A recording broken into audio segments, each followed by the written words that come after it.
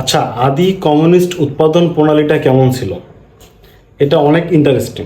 সেটা হচ্ছে, তখন তো কোনো শিল্প ছিল না, শিল্পের কথা তো প্রশ্নেই আসে না, কোনো কৃষিকাজও ছিল না, কোনো চাষাবাদ ছিল না। তো তারা কি করতো? তারা তাদের জীবিকা নির্বাহের জন্য, তারা বেঁচে থাকার তাগিদে খাদ্য সংগ্রহের জন্য বন জঙ্গলে যেত। তো তারা যা উৎপাদন করতো, তারা যা খাদ্য সংগ্রহ যা আহরণ করতো, এটাই ছিল তাদের উৎপাদন। তো তারা যা উৎপাদন করতো, তো সবাই মিলে সেটা ভোগ করতো। তাদের মধ্যে ধনী গরিব কেউ ছিল না, এবং এখানে সঞ্চয় বলতেও কিছু ছিল না। তো তারপর কি হলো? তারপরে এদের উৎপাদন ক্ষমতাটা বেড়ে গেল। তো উৎপাদন ক্ষমতাটা কিভাবে বাড়লো? তারা পশুপালন শিখলো, তারা চাষাবাদ শিখলো, তারা লাঙল আবিষ্কার করলো, তারা আগুন আবিষ্কার করলো। এভাবে তারা বিভিন্নভাবে তাদের উৎপাদনটা বাড়ালো, তাদের উৎপাদন ক্ষমতা বেড়ে গেল। তাদের যখন উৎপাদন ক্ষমতা বেড়ে গেল, তখন তারা যা উৎপাদন করে তা সব ভোগ করতে পারলো না, তাদের মধ্যে বাড়তি কিছু থেকেই গেল।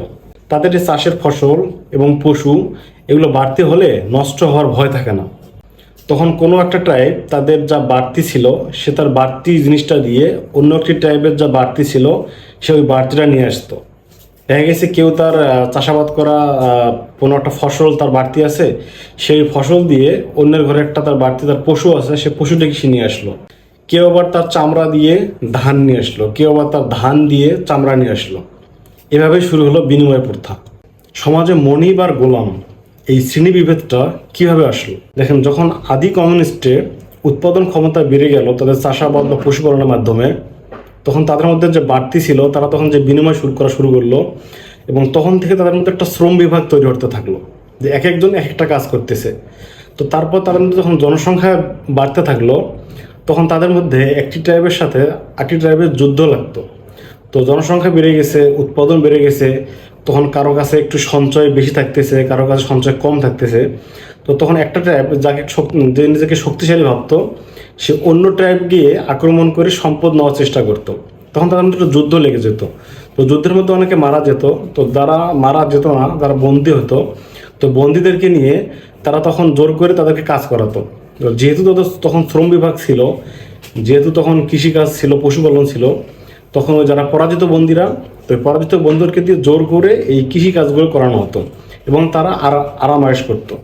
যারা আরামায়েশ করতো, তারা তখন হয়ে গেল মনিব।